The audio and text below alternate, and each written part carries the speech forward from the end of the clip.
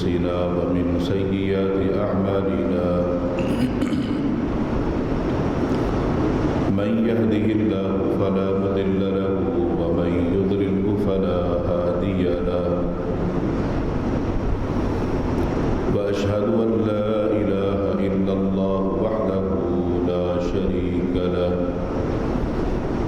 وأشهد أن محمدًا عبده ورسوله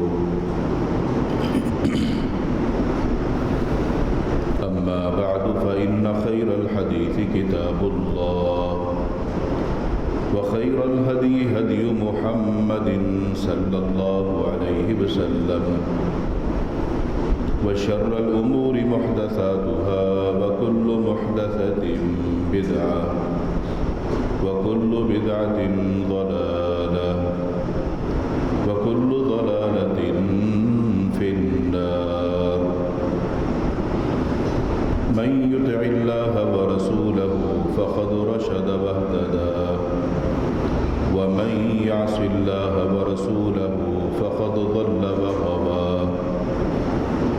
اللهم صل على محمد وعلى آل محمد كما صليت على إبراهيم وعلى آل إبراهيم إنك حميد مجيد اللهم بارك على محمد وعلى آل محمد كما باركت على إبراهيم وعلى آل إبراهيم إنك حميد مجيد رب اشرح لي صدري ويسر لي أمري واحلل عقدة من لساني يفقه قولي رب زدني علما سبحانك لا علم لنا إلا ما علمتنا إنك أنت العليم الحكيم أعوذ بالله السميع العليم من الشيطان الرجيم من همزه ونفخه ونفثه بسم الله الرحمن الرحيم المال والبنون زينة الحياة الدنيا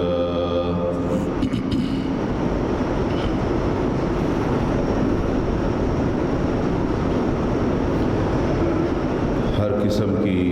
حمد و ثنا کبریائی بڑائی اللہ وحدہ لا شریک خالق کائنات مالک ارض و سما کے لیے درود و سلام ہوں امام الانبیاء ہادی رہبر و رہنما احمد مجتبی جناب محمد الرسول اللہ صلی اللہ علیہ وآلہ وسلم کی ذات اقدس پر جن کو اللہ رب العالمین نے اس کائنات کے لیے رحمت للعالمین بنا کر مبعوث فرمایا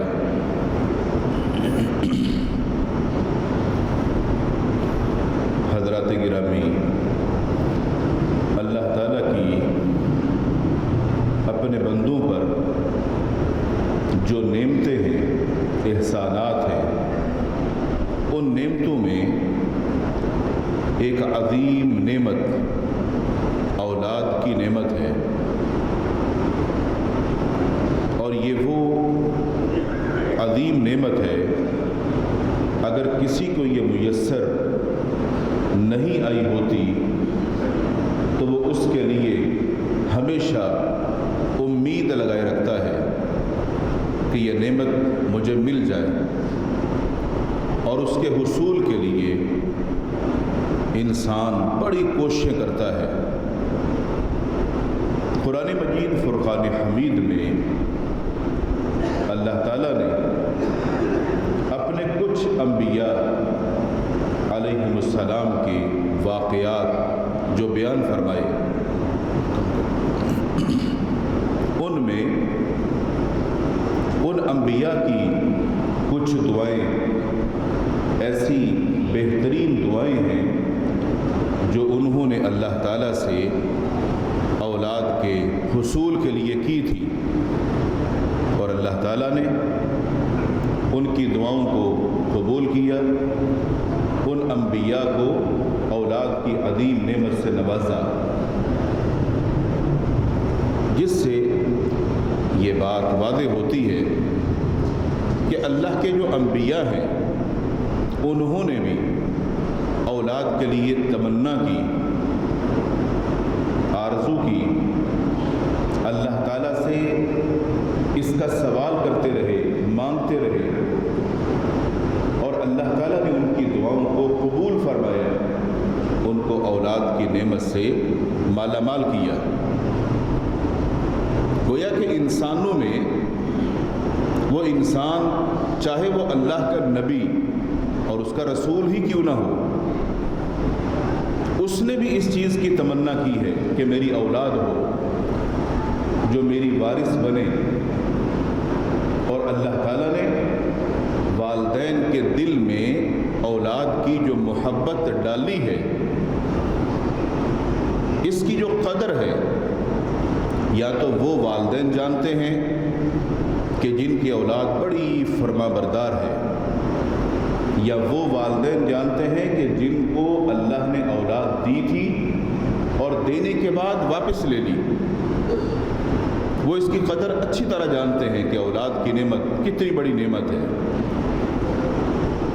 ہر نعمت کا اپنا ایک مقام ہے، مگر اس نعمت کی قدر یا ان سے پوچھئے جن کو اللہ نے ابھی تک یہ نعمت دی نہیں ہے، ان کی شادیاں ہو گئی ہیں، نہ بیٹا ہے نہ بیٹی ہے، اور وہ اس کے لیے ترستے ہیں، اور کسی کے ہاں بھی چھوٹے بچے کو دیکھتے ہیں تو اس کو اٹھا کے سینے سے لگاتے ہیں، گویا وہ ایسے اولاد کے لیے ترسے ہوئے ہیں، مگر اللہ تعالیٰ بہتر جانتا ہے کہ کس کو میں نے اولاد دینی ہے اور کس کو نہیں دینی۔ یہ سارے فیصلے اللہ تعالیٰ کے ہیں۔ اولاد میں اگر اللہ نے کسی کو صرف بیٹے دیے ہیں، یہ بھی اللہ کی ایک حکمت ہے،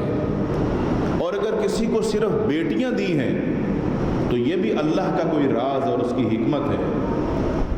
اور اگر اس نے کسی کو یہ دونوں ہی نعمتیں دی ہیں تو وہ اللہ تعالیٰ شاید اپنے ان بندوں کا امتحان لینا چاہتا ہے کہ یہ کیا سلوک کرتے ہیں بیٹے کے ساتھ اور کیا یہ سلوک برتتے ہیں بیٹی کے ساتھ۔ اور اگر کسی کو دینے کے بعد اس اولاد کو بچپن ہی میں اللہ نے بلا لیا، ان سے لے لیا، تو یہ ان کے ایک صبر کا امتحان ہو سکتا ہے، اور کچھ عرصہ وہ اگر ان کے پاس رہی ہے اور جوان ہونے کے بعد اللہ نے ان کو اٹھا لیا تو شاید ان کے صبر پر ان کو وہ اور بھی نوازنا چاہتا ہے کہ میں نے جو اس کو نعمت دی تھی، اس نے کیسے اس کو سنبھالا، کیسے اس کی پرورش کی، کیسے اس کی تربیت کی، اور کس طرح سے اس پر اس نے محنت کی۔ اب اللہ اگر اس سے وہ لے لیتا ہے اور وہ اس پر صبر کرتا ہے، اس کے بدلے میں اللہ اس کو کیا عطا فرمائے گا انسان سوچ بھی نہیں سکتا۔ تو اولاد کی نعمت کے حوالے سے یہ اللہ تعالیٰ کے حکمت کے فیصلے ہیں، اور اپنے فیصلوں کو صرف وہی جانتا ہے۔ انسان تو صرف اولاد کے لیے تمنا کر سکتا ہے، اللہ تعالیٰ سے سوال کر سکتا ہے کہ مجھے اولاد عطا فرما دے، میری جھولی کو بھر دے، اور حقیقت یہی ہے کہ یہ سب کچھ عطا کرنے والا صرف اور صرف اکیلا اللہ تعالیٰ ہے۔ ان معاملات میں اس کا کوئی ساتھی نہیں ہے، کوئی شریک نہیں ہے۔ بے شک لوگ اس نعمت کے حصول کے لیے در در کی ٹھوکریں کھاتے ہیں، اپنے ایمان کو، اپنے عقیدے کو سب کچھ تباہ کر بیٹھتے، ان کی عزتیں بھی لٹ جاتی ہیں، مال بھی لٹ جاتا ہے، ایمان اور عقیدہ بھی ختم ہو جاتا ہے، مگر وہ پھر بھی نہیں سمجھتے ہیں کہ حقیقی مالک اللہ ہے، یہ سب کچھ عطا کرنے والا اللہ ہے۔ تو اولاد کی نعمت کے تعلق سے آج کی گفتگو میں کچھ اہم امور شامل ہیں۔ اس سے پہلے کچھ جمعات میں، کیونکہ آپ نے والدین کی خدمت، ان کے ساتھ حسن سلوک سے پیش آنا، اس موضوع پر تفصیلی گفتگو سنی تھی۔ اب والدین کے حقوق کے بعد لازمی ہے کہ اولاد کے حقوق بھی پتہ ہونے چاہیے، تاکہ والدین کو اپنی ذمہ داری کا علم ہو کہ ہم اگر صاحب اولاد ہیں، ہم والدین ہیں، تو جو ہماری اولاد ہے،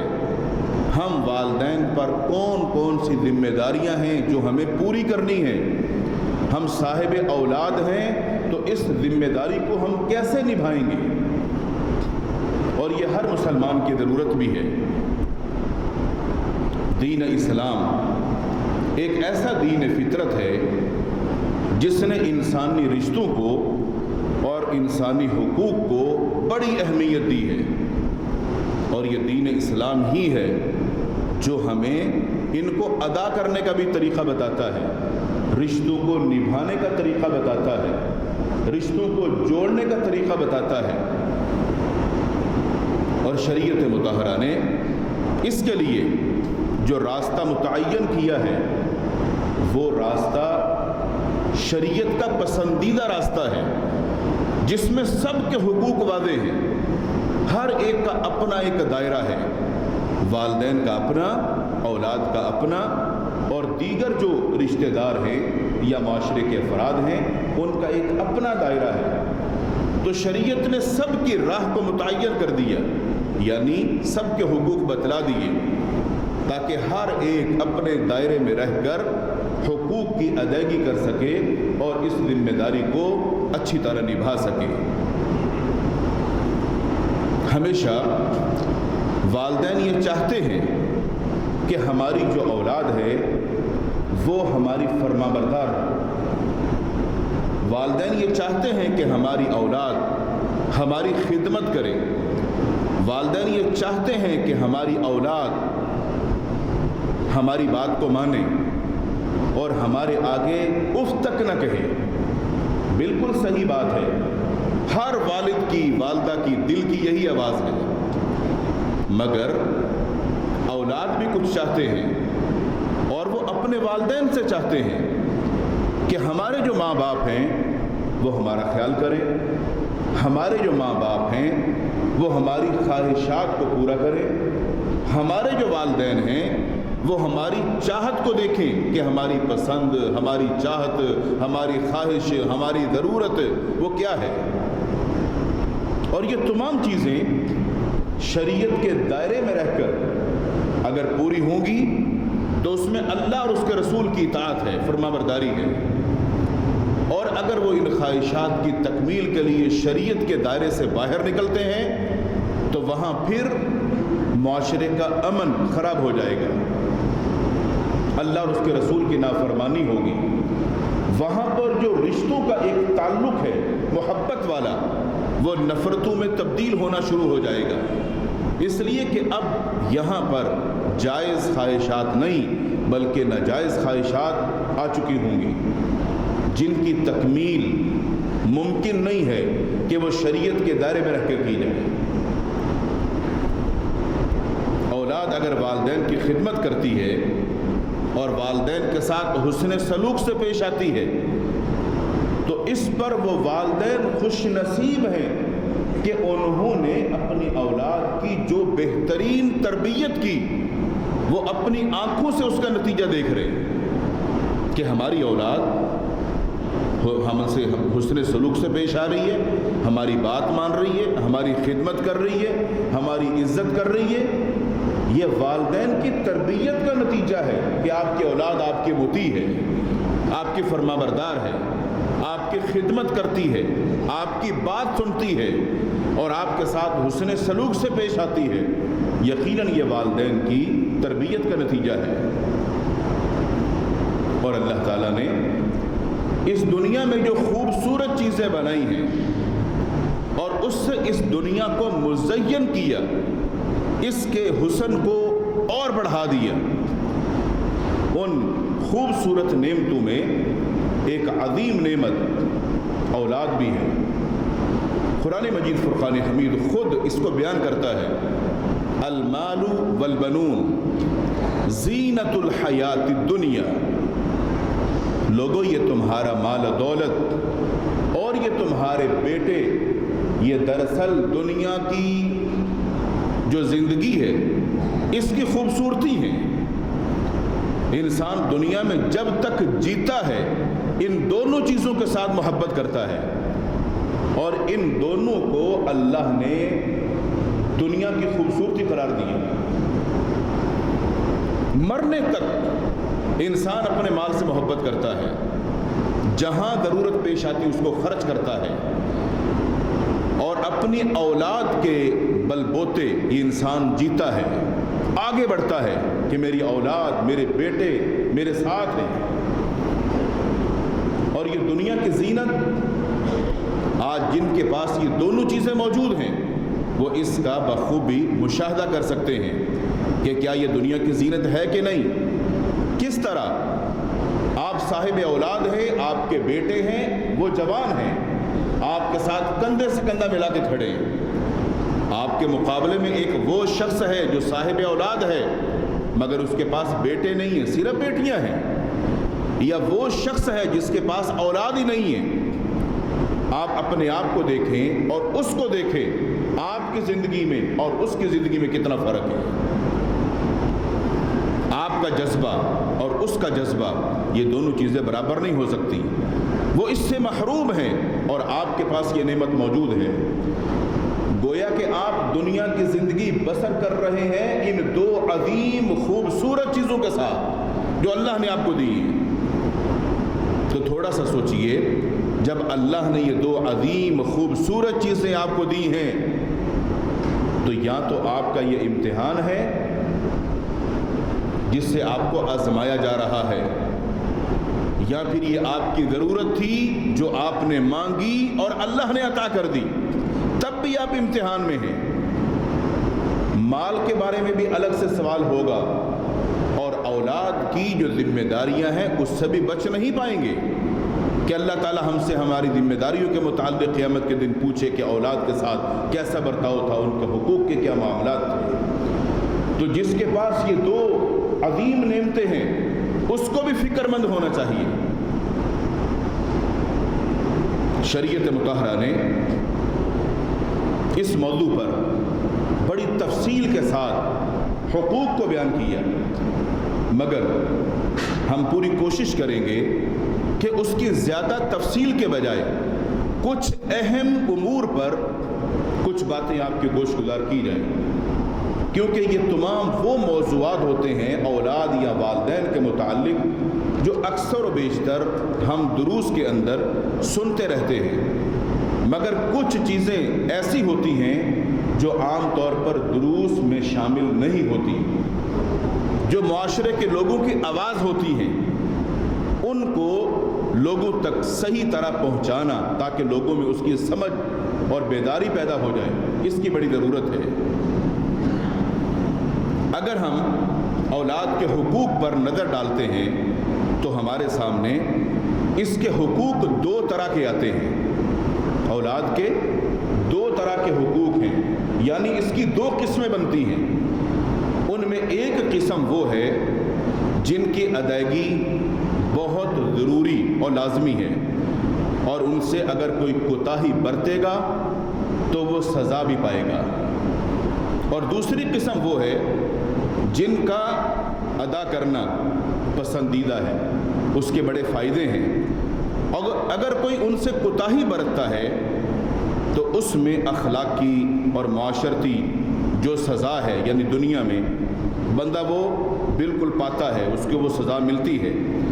لیکن قانونی گرفت اس پر نہیں ہوتی۔ انہیں ہم آئینی حقوق کہہ سکتے ہیں، اور اخلاقی حقوق کا نام بھی ان کو دیا جا سکتا ہے۔ اس میں کون کون سی چیزیں شامل ہیں جو آئینی حقوق کہلاتی ہیں، جو ضروری ہیں، آئیے ان پر نظر ڈالتے ہیں۔ سب سے پہلے یہ سمجھ لیجئے کہ آئینی حقوق ہوتے کیا ہیں۔ اسلام نے اولاد کے معاملے میں صرف والدین کی ثوابدید اور ان کی مرضی پر اس معاملے کو چھوڑ نہیں دیا کہ جس کی اولاد ہے وہ جس طرح چاہے ان کے ساتھ گزر بسر کرے، وہ اپنے معاملے میں آزاد ہے. کیوں؟ اولاد اس کی ہے. شریعت نے اس کو اس طرح چھوڑا نہیں ہے اور نہ ہی معاشرے کے رویے پر چھوڑ دیا کہ اولاد پیدا ہو گئی، بچے ہو گئے، ان کو چھوڑ دو، یہ معاشرے میں گھومیں گے، پھریں گے، کھائیں گے، پئیں گے، بڑے ہو جائیں گے. شریعت نے ایسا بھی ان کو نہیں چھوڑا، نہ والدین کی مرضی پہ چھوڑا اور نہ ہی معاشرے کے رویے پہ چھوڑا کہ ہر کوئی خود ہی زندگی بسر کرے، اس کا کوئی طریقہ نہ ہو، اس کا کوئی اصول نہ ہو، اس کا کوئی قاعدہ نہ ہو. شریعت نے ایسے آزادانہ نہیں چھوڑا، بلکہ شریعت مطہرہ نے بچوں کو قانونی تحفظ فراہم کیا. اگر ہم شریعت کا مطالعہ کرتے ہیں تو پتہ چلتا ہے والدین کی ذمہ داریوں میں کچھ ذمہ داریاں اتنی اہم ہیں، اگر وہ والدین اپنی ان ذمہ داریوں کو سمجھ لیں تو ان کو اندازہ ہوگا کہ ہم تو ایک بہت بڑی ذمہ داری ادا کر رہے ہیں صاحب اولاد ہونے کے ساتھ. اور اگر وہ اپنی ان ذمہ داریوں کو پورا نہیں کرتے ہیں بلکہ اپنے بچوں کے ساتھ غلط رویہ رکھتے ہیں تو یہ بات یاد رہے، پھر وہ سزا کے لیے بھی تیار رہے کہ اللہ کی طرف سے پکڑ کب آئے گی. آئینی حقوق میں جو حقوق شامل ہیں ان میں سب سے پہلا حق اولاد کا جو والدین کو جاننا چاہیے اور ان کے لیے ضروری ہے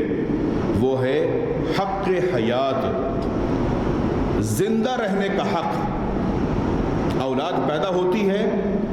اس کو زندہ رکھنے کے لیے، ان کی نگہداشت کے لیے ذمہ دار والدین ہیں. ایسا نہیں ہے کہ بچہ پیدا ہو گیا تو اس کو چھوڑ دو، جہاں لیٹا ہوا ہے، جہاں پڑا ہوا اس کی کوئی پرواہ نہیں.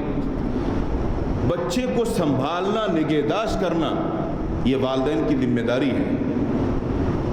شریعت مطہرہ نے جب یہ ذمہ داری والدین کو سونپی ہے تو اب اس کی زندگی کا جو تحفظ ہے اس کا انحصار اس کے والدین پر ہے. اس لیے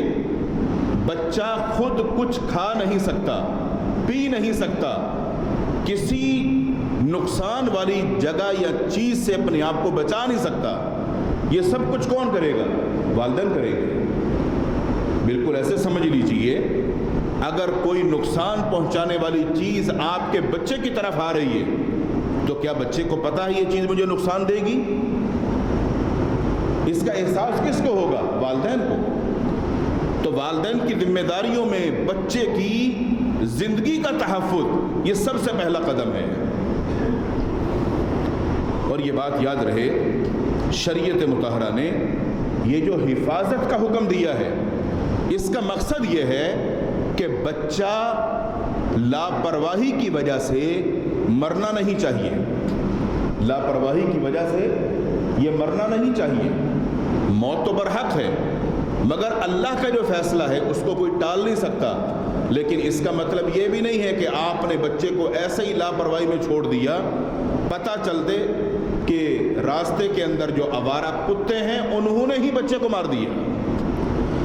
گویا بچے کی زندگی کا جو تحفظ ہے وہ والدین کی ذمہ داریوں میں اس طرح شامل ہے کہ وہ والدین اپنی اولاد سے کبھی بھی لاپرواہ نہیں ہوں گے. اس بچے کو جینے کا حق ہے اور جینے کے لیے جو اس کے ذمہ دار ہیں، اس کے چوکیدار اس کے والدین ہیں، ماں اور باپ ہیں. شریعت نے یہ زور کیوں دیا؟ اس لیے کہ بعض مذاہب کے اندر ان کا جو مذہبی عقیدہ ہے اس میں یہ بات شامل ہے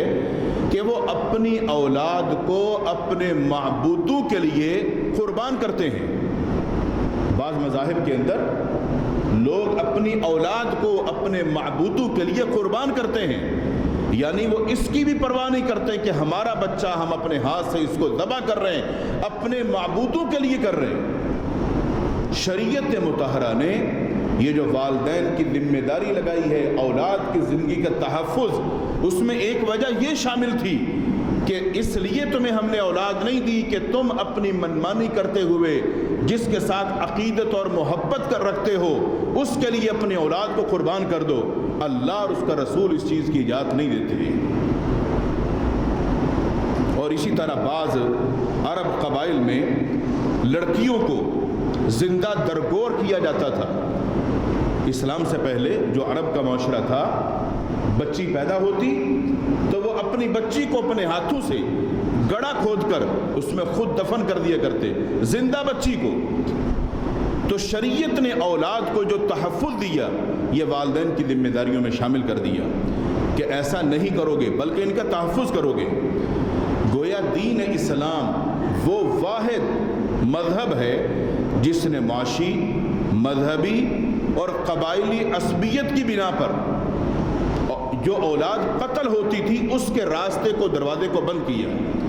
کہ کسی کو یہ حق حاصل نہیں ہے کہ وہ اپنی اولاد کو اس طرح قتل کر سکے اور بھیڑ چڑھا سکے۔ جہاں تک تعلق معاشی قتل کا ہے، ہم جس معاشرے میں رہتے ہیں ہم بخوبی جانتے ہیں بہت سارے لوگ اپنی اولاد کو غربت کی وجہ سے قتل کرتے ہیں، اور اس دور حکومت میں تو شاید آپ اس کو زیادہ اچھی طرح جانتے ہوں گے کہ جو مہنگائی ہے، جو غربت ہے، اور عام انسان جس طرح تنگ اور پریشان ہیں، اپنی اولاد کو پالنا کتنا مشکل ہے، اس میں کوئی شک نہیں۔ مگر یہ بات یاد رہے، شریعت نے ایسی سختیوں کے باوجود بھی والدین کو یہ حق نہیں دیا کہ وہ اپنی اولاد کو قتل کر دیں۔ غربت کی وجہ سے، افلاس کی وجہ سے، مہنگائی کی وجہ سے اور ظالمانہ جو معاشی نظام ہے اس کی وجہ سے کوئی بھی یہ قدم نہیں اٹھائے گا کہ وہ اپنی اولاد کو قتل کر دے۔ اس لیے اللہ رب العالمین نے اس سے منع فرمایا کہ وَلَا تَقْتُلُوا أَوْلَادَكُمْ خَشْيَةَ إِمْلَاقٍ، تم اپنی اولاد کو مفلسی کے ڈر سے قتل نہیں کرو گے، اس ڈر سے کہ کہاں سے لائیں گے، کہاں سے کھائیں گے، کیسے کمائیں گے، اتنے بچے میں کیسے پالوں گا، اب تم بچوں کا گلا دبا کر ان کو قتل کر دو تو شریعت تمہیں اس چیز کی اجازت نہیں دیتی۔ اس لیے نحن نرزقہم وإیاکم، ان کو اور تم کو رزق فرمایا ہم ہی دیتے ہیں۔ جب بچہ آیا تھا اس کے دانت نہیں تھے، اس کو بولنا نہیں آتا تھا، اس کے لیے دودھ کا انتظام کس نے کیا؟ اللہ تعالیٰ نے۔ اس بچے کو دودھ پینے کا طریقہ کس نے بتایا؟ اللہ تعالیٰ نے۔ یہ چلتا نہیں ہے، پھرتا نہیں ہے، بولتا نہیں ہے، کسی چیز کو چبا نہیں سکتا، مگر اس کے دنیا میں آنے کے ساتھ اس کے لیے دودھ کا انتظام اللہ خود فرما رہا ہے۔ فرمایا رزق کی ذمہ داری ہماری، ہم تمہیں بھی دیں گے، ان کو بھی دیں گے۔ تم نے کھایا، تم نے پیا، تم بڑے ہو گئے، آج تم صاحب اولاد ہو، تم ماں باپ بنے بیٹھے ہو اور یہ تمہاری اولاد ہے، تمہیں کھلا پلا کر اگر ہم نے بڑا کیا تو ان کو بھی ہم کریں گے۔ اس ڈر سے تم اولاد کو قتل نہیں کرو گے کہ کہاں سے لائیں گے، کہاں سے کھلائیں گے۔ فرمایا ان قتلہم کان خطئا کبیرا، یہ بات یاد رکھ لو، اس قتل کو معمولی نہ سمجھنا، یہ قتل بہت بڑا گناہ ہے، تم یہ سوچ بھی نہیں سکتے اگر تم نے یہ قدم اٹھایا تو یہ تمہیں کہاں لے جائے گا۔ جس طرح یہ معاشی قتل ہوتا ہے، اسی طرح مذہبی بنیاد پر بھی اولاد کا قتل ہوتا ہے۔ قرآن مجید نے اس کا بھی ذکر کیا۔ اللہ رب العالمین نے ارشاد فرمایا قد خسر الذین قتلوا اولادہم سفہا بغیر علم، جن لوگوں نے اپنی اولاد کو بے وقوفی سے یا ناسمجھی سے قتل کیا، وحرموا ما رزقہم اللہ، جو اللہ نے ان کو دیا تھا اس کو تو ان لوگوں نے اپنے لیے حرام کر لیا، افتراء علی اللہ، اللہ پر جھوٹ باندھتے ہوئے، قد ضلوا وما كانوا مہتدین، فرمایا یہی لوگ گمراہ ہیں اور یہ ہدایت یافتہ لوگ نہیں ہیں۔ اس سے بڑی بے وقوفی کیا ہوگی کہ انسان اپنی محبت اور عقیدت کی بنا پر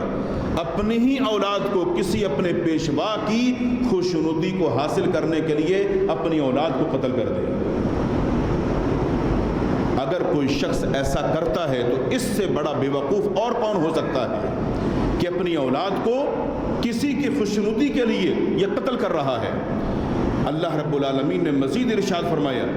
وَكَذَلِكَ زَيَّنَ لِكَثِيرٍ مِّنَ الْمُشْرِكِينَ قَتْلَ أَوْلَادِهِمْ شُرَكَاؤُهُمْ لِيُرْدُوهُمْ، اسی طرح بہت سے مشرکوں کو ان کے شریکوں نے ان کے بچوں کو جان سے مار ڈالنے کا بھی حکم دیا۔ جن کے لوگ پیروکار ہوتے ہیں، اب آج کے دوسرے لفظوں میں آپ کہہ سکتے ہو یہ جن کو لوگوں نے اپنے پیر بنایا ہوا ہے اور خود ان کے مرید بنے ہوئے ہیں، اپنے پیر صاحب کی خوشنودی کے لیے یہ مرید صاحب اپنے بچے تک کو قتل کرنے کے لیے اگر تیار ہو گئے تو یہ ان کو حکم کون دے رہا ہے؟ ان کے پیر صاحب حکم دے رہے ہیں کہ اگر تم اس مقام پر پہنچنا چاہتے ہو جس کو بولتے ہیں یہ بڑا پہنچا ہوا ہے تو اولاد کو مارنا پڑے گا۔ اور کتنے معاشرے کے اندر ایسے کیسز آپ کے بھی علم میں ہوں گے کہ آئے دن ایسے واقعات رونما ہوتے ہیں۔ اللہ رب العالمین نے ان کو غلط کام قرار دیا، ان کو قتل قرار دیا، ان کو بیوقوفی قرار دیا۔ اسی طرح لڑکیوں کا جو قتل ہے اسلام سے قبل جو بعض قبائل کے اندر ہوتا تھا، لڑکی کو کیونکہ وہ لوگ بوجھ سمجھتے تھے، اب لڑکی کو جب وہ بوجھ سمجھتے تھے تو آپ اندازہ کیجئے وہ اس کے گھر میں جب جنم لیتی تو وہ اس کو برداشت کیسے کر سکتے ہیں کہ ہمارے گھر میں بچی پیدا ہو گئی؟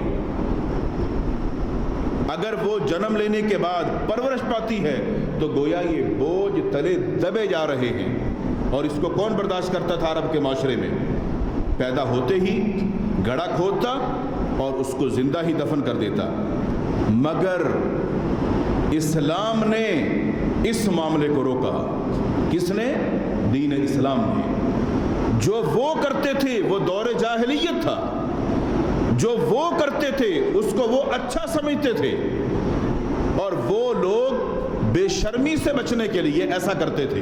کہ معاشرے میں یہ لوگ نہ کہہ دیں کہ یہ بڑا بے شرم آدمی ہے، اس کے گھر میں بچی جوان ہے۔ حالانکہ یہ کوئی بھی نہیں سمجھتا تھا کہ جس نے اس بچی کو جنم دیا وہ بھی تو ایک عورت ہی تھی،